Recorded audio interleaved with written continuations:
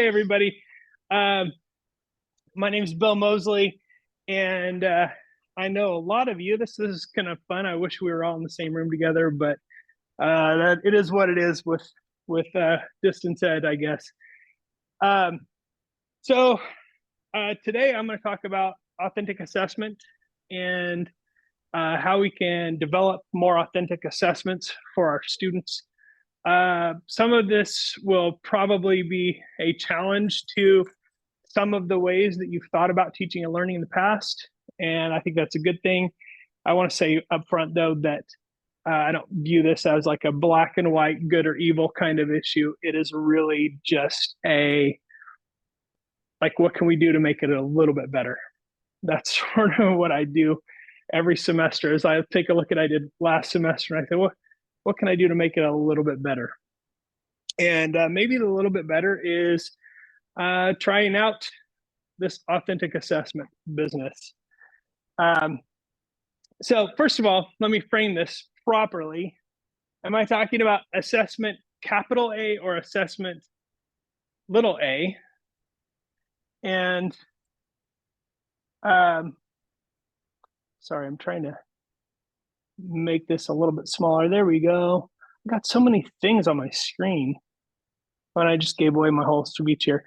All right, so a big assessment, big A assessment, is what we think of when we say assessment. The assessment committee here on campus, and when we're assessing our student learning outcomes, or our program learning outcomes, institutional level outcomes, our gen ed outcomes, that's big A assessment. And the other assessment, the little a assessment, is anytime you're measuring student learning. Did they learn what I wanted them to learn? Hopefully the answer is yes. And so if I was to make a visual of the two, I would say little assessment includes big A assessment. So big A assessment is just part of that measuring of student learning outcomes, or that part of measuring student learning is that learning outcomes assessment. But assessment, little a, is actually the one that sort of encompasses everything. And in fact, in my mind and in my experience, the little a assessment isn't something that should happen like 2 big times through the course. You hear about the professors who give a midterm and a final, and I think that's pretty uncommon these days. But it's not just those kinds of assessment, not the big high stakes kind of thing. Sometimes it's a little thing that we do to check in with students and see how you guys are doing on this thing, or does this seem, and even on a microscopic level, it's when we're talking and we look out at the students and we trying to decide if they have that blank look on their face because they didn't have breakfast or because they don't understand what we're saying. That's a form of assessment. So authentic assessment is somewhere in here, and it's a way of thinking about assessment that I really like because it's supported by lots and lots of really great learning theory. It's supported by a lot of really solid research. And it's also supported by a lot of my experience. And I've been around a long time and done a lot of stuff, some of it great, some of it terrible. But assessment is something I have some experience with. So authentic assessment, let's talk about what does it mean, authentic assessment? So these are some great definitions by some of the folks who are really leaders there. This first one, authentic assessment is designed to provide students with opportunities to demonstrate what they can do in a situation that requires the application and production of knowledge, rather than a mere recognition or reproduction of correct answers.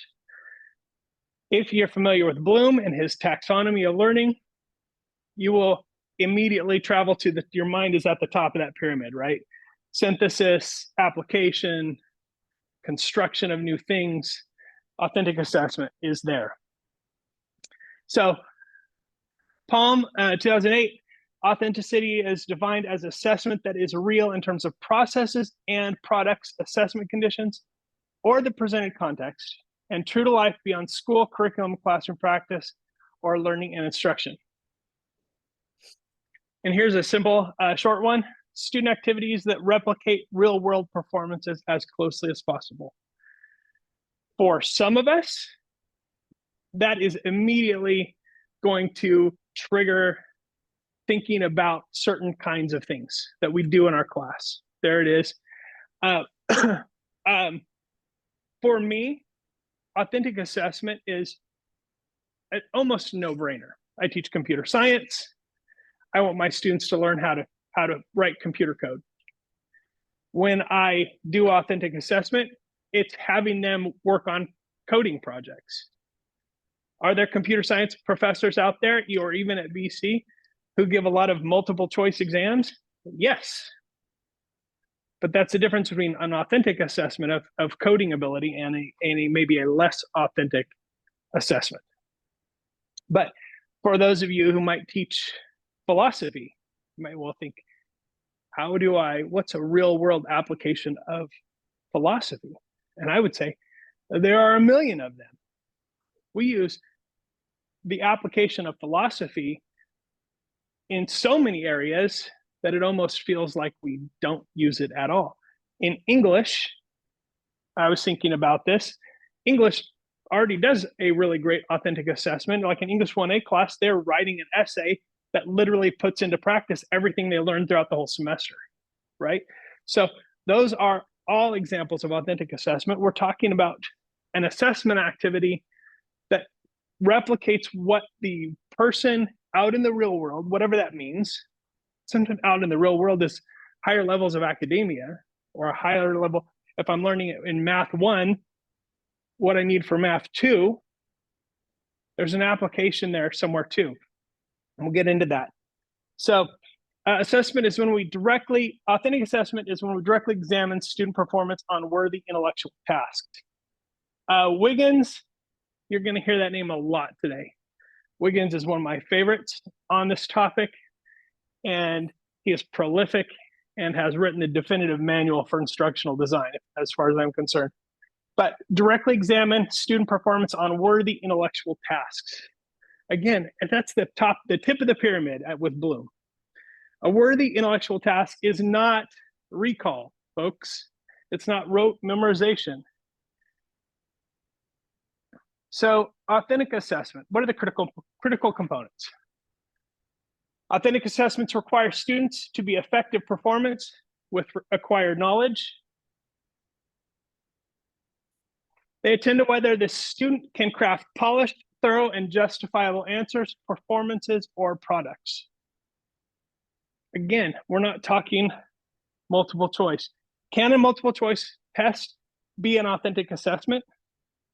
Probably yes. Are they usually? No, I would say definitely not.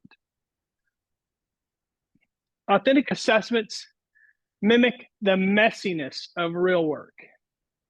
Now, if you're a teacher that has large class sizes, you're probably starting to get a little stressed right now, because messiness is not efficient, right? It's not scalable. And that is one of the criticisms of authentic assessment. We'll see in just a second. Authentic assessments allow students opportunities to connect new learning to their existing knowledge structures. This is straight out of Learning Theory Playbook 101. Anybody name that learning theorist? Piaget? Come on, guys. Let's go. He's the one of the best. Okay, so benefits of authentic assessment. It escalates critical thinking. That's Bloom. It improves attachment to existing knowledge structures. Piaget, Vygotsky. Makes learning relevant and generalizable. If a student is working through assessment activities that are authentic, what that does for them is it allows them to then more effectively apply what they've learned in other situations. That's what I mean by generalizable. It allows them to not just replicate that scenario They study it in the textbook. They reproduce it exactly on the test. And then they go out into something else, the real world or another class or somewhere where that knowledge is used in a real way. And they're less able to use that knowledge because the scenario that they've learned that knowledge, the context of that knowledge learning and the context of the knowledge assessment have been so narrow that it doesn't allow for that generalization to take place. Yes. So when we talk about they got to go their own policy. Yes. Yes. Yeah. So, yes. So, here in the classroom, in case you didn't hear that, Professor Woolridge said that they're studying their insurance policies, and then they have to go review their own. Yes, that is a great example of an authentic assessment. There's studies that show that authentic assessment improves student engagement and motivation. I do have a references sheet at the end of all this, so you can check my work. Some common criticisms of authentic assessment. I thought authentic assessment is resource intensive. When we talk about messiness, when we talk about projects, when we talk about conversations, yes, it is resource intensive. AA is not scalable. I guess I should probably have said authentic assessment, not AA, but I'm not talking about Alcoholics Anonymous. I'm talking about authentic assessment. It's not scalable. It's not standardized and therefore isn't fair. This is the weakest of all the arguments. It sounds convincing, like, oh, it's not standardized. We haven't normed the questions using a large database. If you understand how standardized tests work and the norming process, then you will understand that standardized tests are in fact less fair than this. And standardized is actually a word that I don't like when I'm talking about assessment, because standardization and question validation processes on a large scale tend to favor white, wealthy, upper middle class males. Why is that? Because let's see who's doing the norming and what that knowledge is based on. There's a long story there. I won't get into railing on standardized testing, but all that to say is, please take my word for it. Standardized tests and validated question sets aren't that great. And so standardization, as we think of it commonly in the United States in modern education, is actually not that great to begin with. So it's actually a low bar, but authentic assessment doesn't need to be standardized because it's contextualized with the student at the center of it. And that's one of the things that I love and appreciate about authentic assessment, is that it puts the student at the center of their own learning, which is very Piaget, right? Piaget says that when we learn something new, each one of us adds it to our existing knowledge structures by either revising those structures or augmenting those structures. Authentic assessment actually, as a model, puts the student at the center and says, how does this make sense to you? How do you make sense of this? So it is fair. Authentic assessment is impossible to grade objectively, says everyone who doesn't understand how rubrics work. Objective grading, again, like standardized testing, isn't that great, but we can do a great job of grading very subjective things or seemingly very subjective things if we understand how to create good rubrics. Unfortunately, we could spend a 3 or 4 unit graduate level semester length class on just creating rubrics. So I won't be able to get super deep on that today, but there's some great resources that I am going to point you to. So let's run through some examples of authentic assessment activities just to sort of give you a flavor of those. I tried to pull these from across different subject disciplines. I'm sure I left somebody out. So pitch a startup idea to local entrepreneurs. Conduct a market analysis for local business. Design and teach a lesson plan to peers. Wait a minute, I'm going to pause right there. You can insert the record scratch sound, right? This is not where you say, everybody, the class is divided into 6 groups. You take chapter 1, you take chapter 2, you take. That's just making the class do your work for you. Sorry if you do that, but I told you I'm going to try and offend everybody equally today. The reality is you got to go a little deeper than that for that to be a beneficial activity. So create a curriculum unit aligned with standards, develop a functional mobile app for real need, redesign a nonprofit's website, build and test a prototype for a mechanical system, propose a solution, research biodiversity, develop a campus sustainability proposal, analyze and diagnose simulated patient cases. Notice the verbs in here.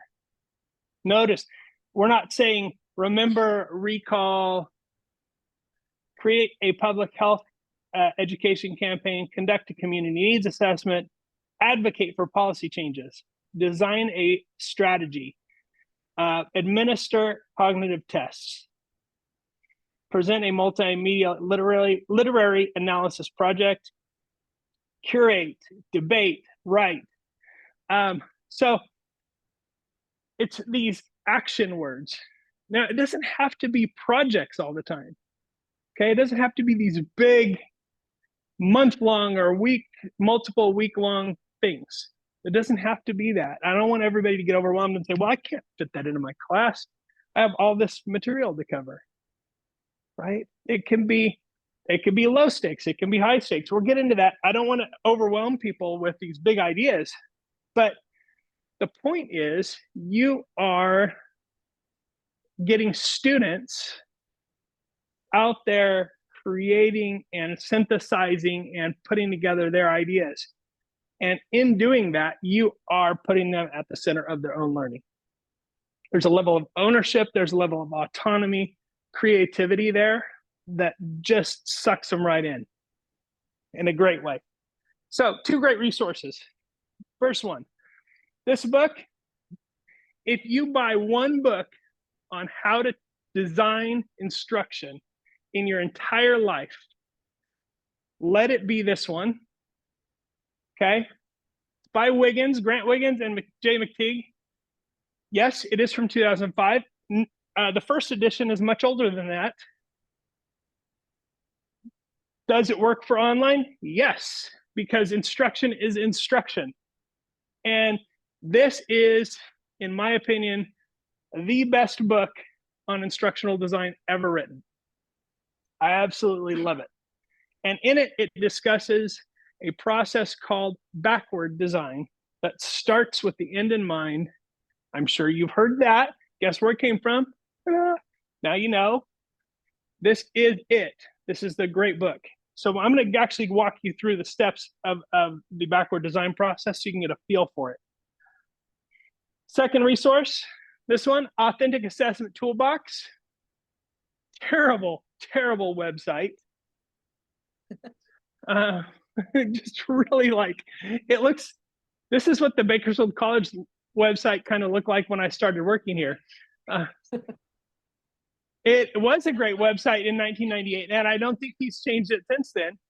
But yeah, and the only thing that's missing is blinking text and animated GIFs. Yeah.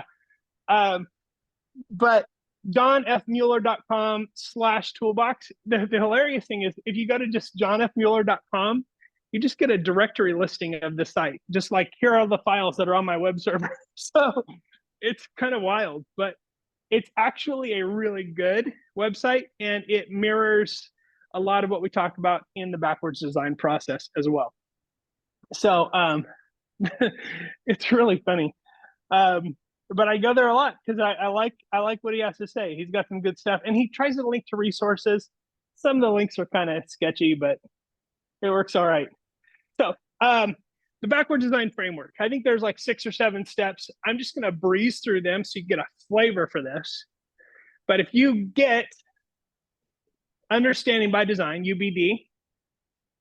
If you buy that book, and I highly recommend that you do, I have a copy too that I will let you borrow, even though it's precious to me. It's a great book, but I'm gonna go at a high level here. So the first step is we're starting with the end in mind. It's a backwards design process. We're identifying the desired results. What do we want the students to learn? In some cases, this is an SLO. In some cases, it's learning objective. In some cases, it's some notion of what you want the students to be able to master at the end of a unit of the class or whatever. So you want to spend some time clarifying the learning goals. You want to focus on big ideas and enduring understandings. Notice it's not saying focus on all of the key terms that you want students to memorize. That is not what we're doing here. Sorry. Sorry, not sorry. You want to define the essential questions. Now, if you've done research, you'll understand these as research questions in terms of how, and it's a similar relationship. The research question in a study guides your study. It determines what you do. It determines how you proceed. So the essential questions of learning for a unit like this are those kinds of questions that guide what you do next. What do you want students to know? The next step is to determine acceptable evidence. In other words, like, how can people show that they know this? Here's what I want them to know. Step 2 is how can they show that they know this? What can people do? So you want to decide how students will demonstrate their understanding. You want to develop authentic assessments. So you're thinking about how they can show their knowledge in a real way or in a meaningful way. You're identifying criteria for success. In other words,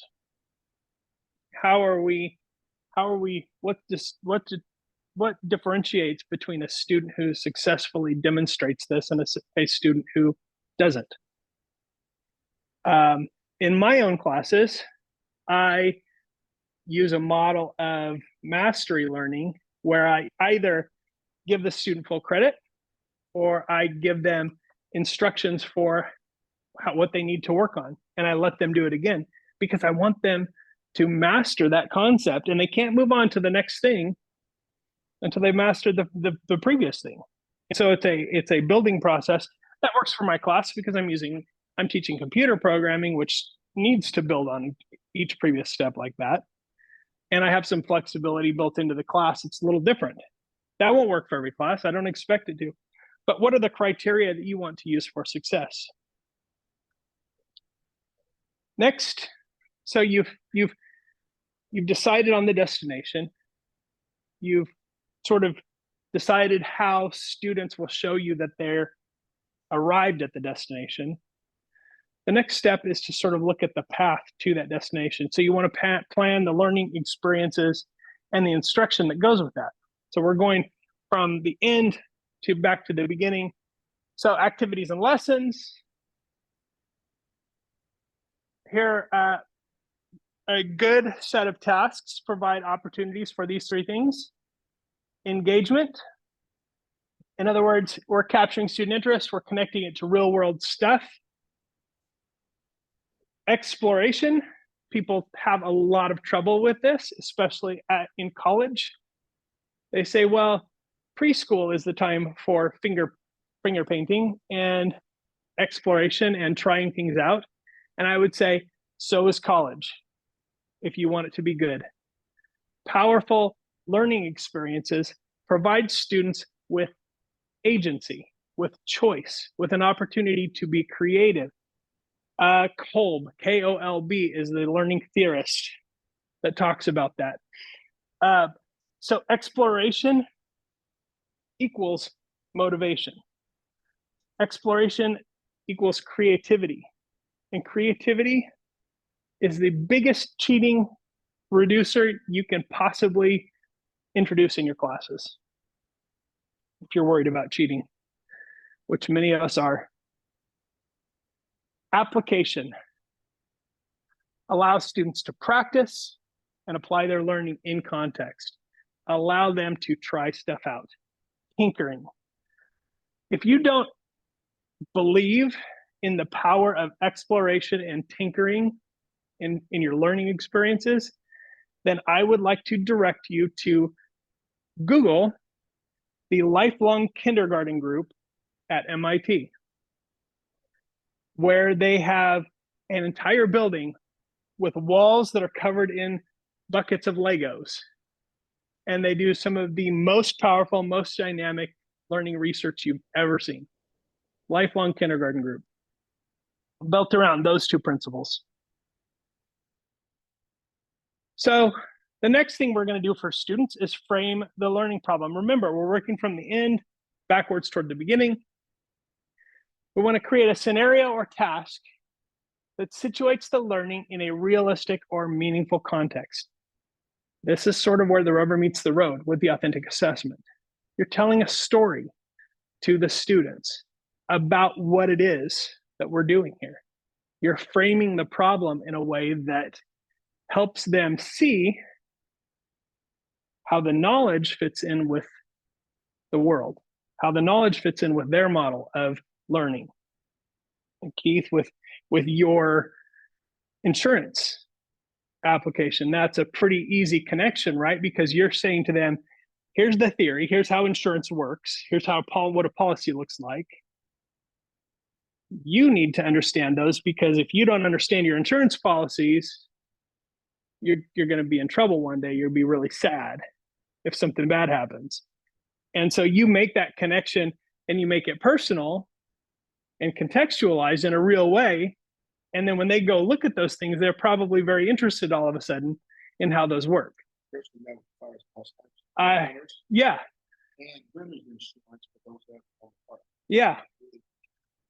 Yeah. With the fires happening, I'm sure that's amazing for learning, not for any other reason. Make the problem open-ended enough. Here's the balance, the tricky balance in authentic assessment activities. It has to be open enough to give them space to move, to encourage critical thinking, to apply things. In the insurance scenario, once again, the open-ended piece of it is you're telling them, go look at your policy. You don't know what their policy includes or doesn't include. It could be anything, right? Or they could find out, oh my gosh, I don't have insurance. We're underinsured. We're overinsured. So there's a lot of open-endedness there. You kind of know what the parameters are, but you're not saying go find some insurance policy.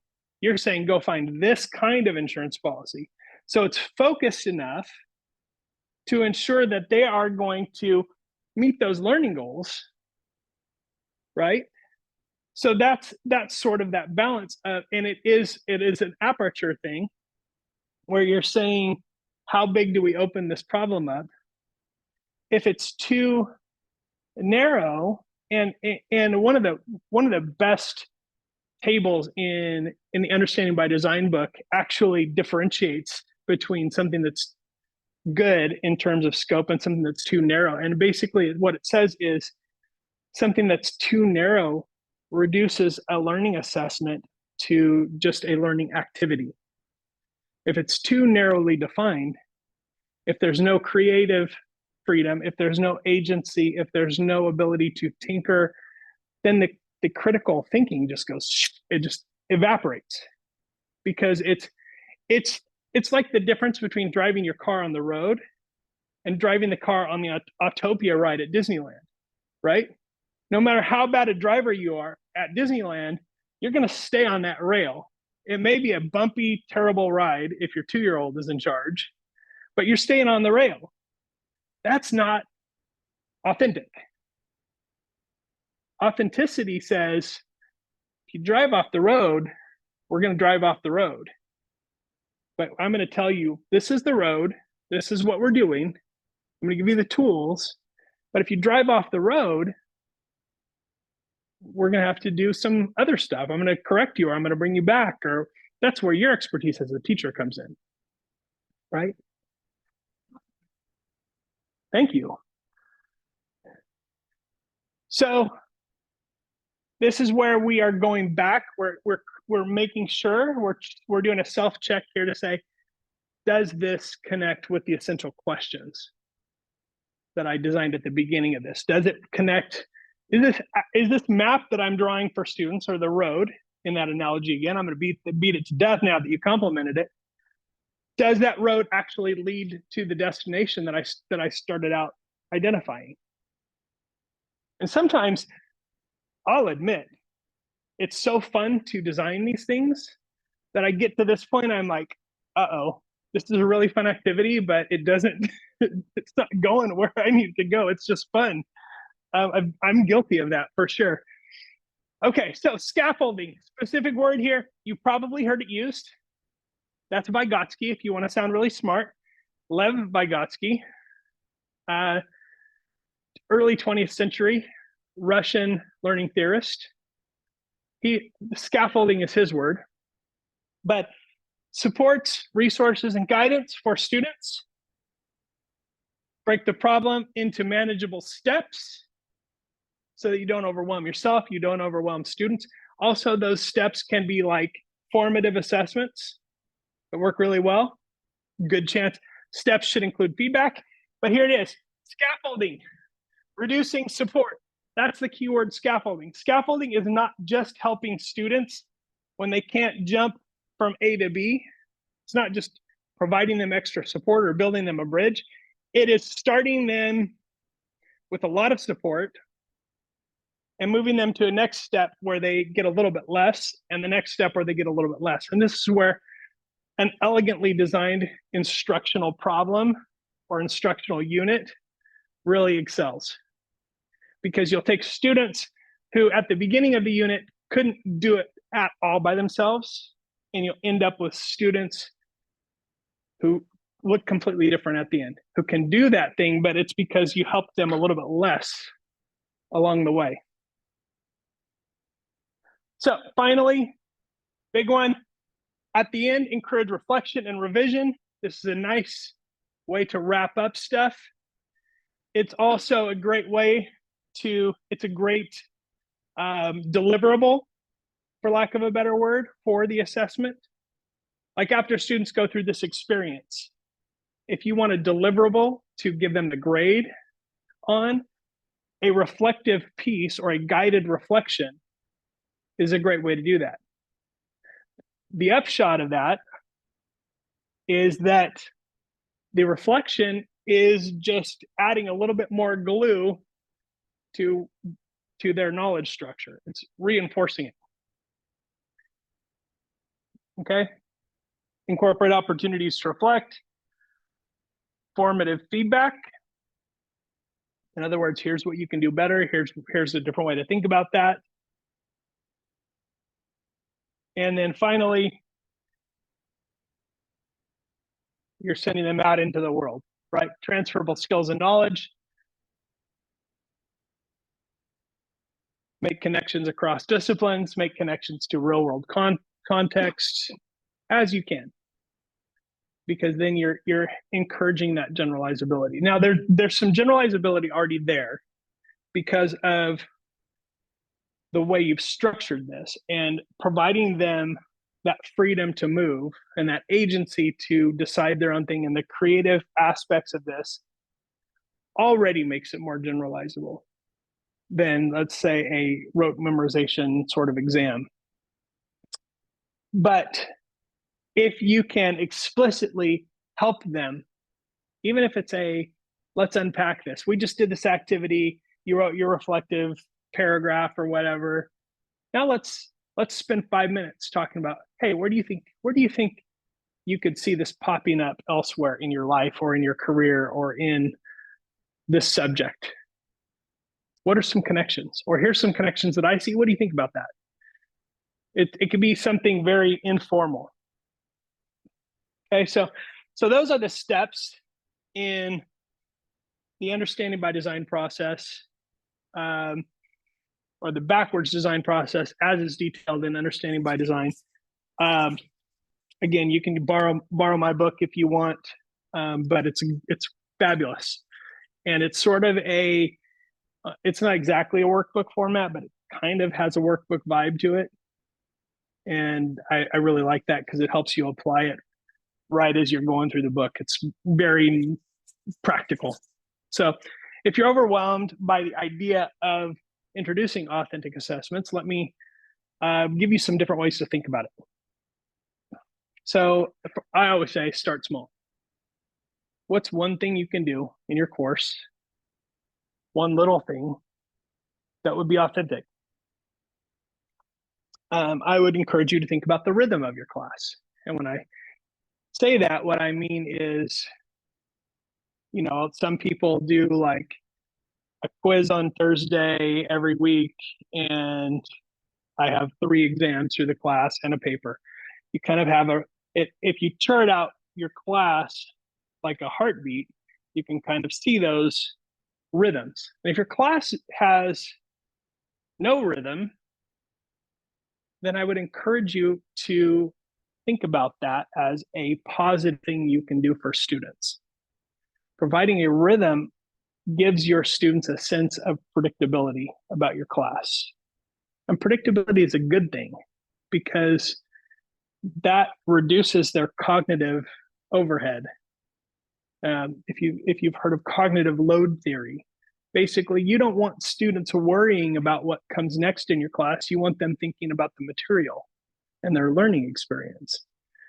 And by providing a rhythm of your class and even spelling out, here's the rhythm of my class in your syllabus, it reduces that cognitive. They don't have to worry about that.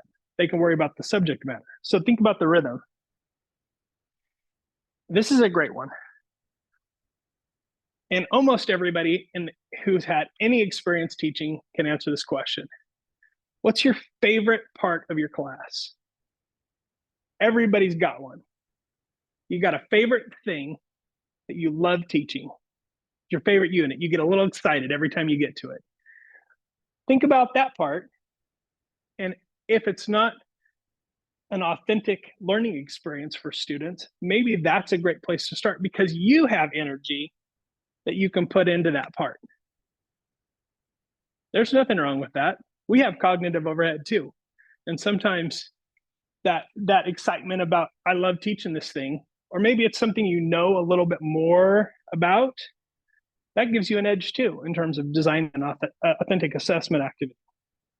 So think about both formative and summative. So an authentic assessment can be the big paper at the end of English 1A, or it can be a single unit where you study insurance policies as a small part of the class, or it could be anything in between. So think about, there's different ways to look at this. You can look at a very high level or very close. Spread it out. Like if you're worried about the grading load of what's produced by students in an authentic assessment activity, spread it out. Don't do, one big thing every week that don't kill yourself. It has to be manageable. Other ways you can make it manageable is to think about groups, peer review, and self-assessment. You mean students get to assign their own grades? Oh my gosh, that's so scary, right? Everybody's gonna give themselves A's. Research says you're dead wrong if you believe that. Look it up. Put me to the test here. Look it up. When students have been given the opportunity to grade themselves in a blind study where the professor did not know the names of students and assigned grades based on work, the students consistently graded themselves more tough than the teacher did. In other words, the students didn't give themselves higher grades, they give themselves lower grades on average. Now, will you have the student who just says, "Yep, that's A+ work"? Of course. But overall, it's not that's not going to be the pattern. That is the exception, according to research. What do I know? So this is not research. This is me. Here's some questions I would ask yourself to make it really good. Is it creative? Not are you being creative as the instructor, but give your students the opportunity to be creative. And I'm not talking about painting or music or like not art. Creative, is it creating anything? Can you write your own insurance policy? Is it personal? Does it relate to me personally as the student? Big deal. Is it social? Does it connect with other people? Can I share my knowledge with other people? Can I ask other people questions? Can I argue with somebody? Can I listen to somebody else? Can I hear a different perspective? When in my coding classes, I will sometimes stop right in the middle of the lecture, tell everybody to stand up and walk around and look at everybody else's code. Is that so they can cheat? Absolutely. No. It's because there are different ways of doing it. And every time I do that activity, some student says, she's doing it completely different than I am. And that is really cool that you can do it, that same thing in multiple ways. Is it social? Is it metacognitive? Got to throw in the big words so you think I'm smart. Metacognition is just thinking about thinking. Are you asking your students to think about how they solved that problem? Because if you are giving them like a steroid shot in their learning. If you're asking your students not just what's the answer, but how did you get to that answer? And you could go even a little bit deeper than that. You could say, how could you improve your process of getting to that answer? Then you're killing it. By the way, if you think Bloom's taxonomy is cool, you should check out Bloom's revised taxonomy. I think it's better, personally. It's not by Bloom, it's by somebody else. I got a whole references page, Keith. If you want to just wait a second, you can get the whole deal. Yeah. Is it iterative? This is really a big deal, really important, because iteration, or AKA tinkering, AKA experimentation, cyclical learning gives students the opportunity to evaluate their own work against a standard, to revise it and improve it on their own. So it gives them agency, and it gives them metacognition, and it gives them an ability to critically evaluate their own work. So iterative is big for me. One more pro tip. If you want help figuring out or coming up with ideas or chatting about how can I come up with here's my learning problem. I'm having a hard time coming up with a creative idea for this. This is a great opportunity to brainstorm with ChatGPT. If you haven't played around with it, this is a great excuse. A lot of people have a really weird misconception about ChatGPT. And that misconception is that it's sort of like going to an ATM of information where you say, let me have this information, and it just garbage dumps you a mediocre term paper. It's called ChatGPT for a reason. And the reason is that ChatGPT mimics a knowledgeable person with, in most cases, PhD sort of level knowledge of most topics. Now, can we identify something that is written by ChatGPT? Sometimes yes, by the way it's formed and things like that. It's more of an art than a science, I would say. And by the way, companies that say they have a product that can tell you if something's written by AI are liars. The company that made ChatGPT tried to create something like that and couldn't do it. So if Turnitin says they can do it, they do. They're not. They're not doing it. So this is really great because you can sit down with ChatGPT and you can literally say, here is the thing I want to build a unit around. Here are the learning objectives. What are some great activities that would go along with this? How can I make that more social? How can I make that more metacognitive? You can ask it, you have a dialogue with it. I'm not saying spit me out an assignment and it goes chunk and your assignment comes out like a big turd. I'm saying have that dialogue. Have that dialogue partner. It's like sitting down with somebody who knows a lot of stuff and just sort of chewing the fat. In fact, sometimes, and I hesitate to admit this because it's going to give you a window into just how crazy I might be. I've got the ChatGPT app on my phone, which allows you to dialogue with ChatGPT. Sometimes if I'm driving by myself and I have some things that I want to think about or talk through, I'll just fire that thing up and we'll just have a conversation. And then when I get home, I can read the transcript about it. But I ask it all kinds of random stuff. Like, who's the oldest person in the Bible when they died? Stuff like that, weird stuff. Just curiosities. I'm a curious person. So anyway, that's another pro tip. You got it on there? Okay, good. people who need friends, is that what we're, I don't know. Thank you. I feel so validated right now. I feel seen. Here's bibliography. I know it's tiny, but I'm happy to email you this just so you know that at least for the most part, I'm not just pulling this stuff out of thin air. This is well researched, well documented. These are some great sources. And most of them are freely available online. So, and if you can't find it, I have them. So I'm happy to share those resources with you as well.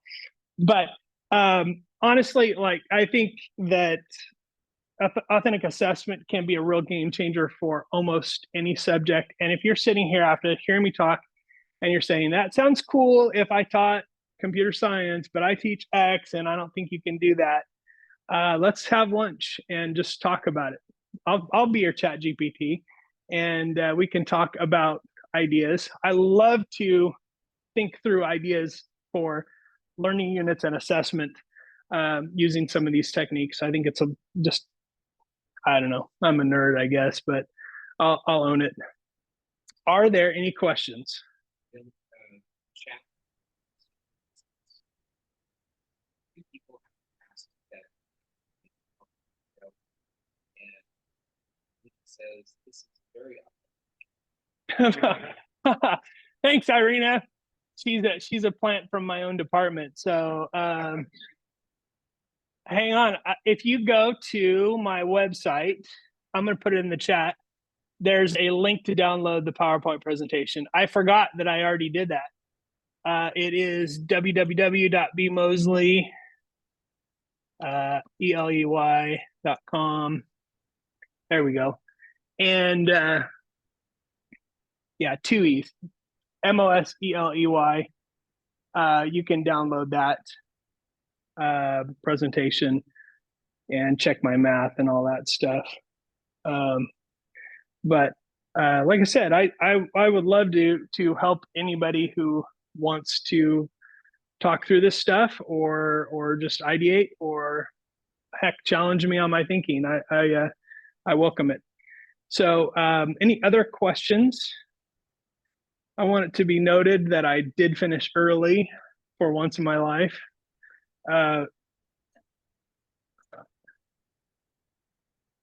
Thank you, everybody. All right, so I guess that's it. If nobody else has any questions, then I will see you all hopefully soon, and I hope you have a great semester. Thank you. Very bet. informative.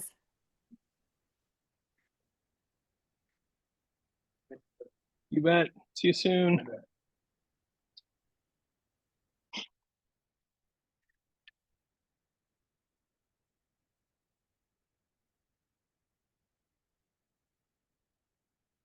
So I couldn't get the wireless to work in here.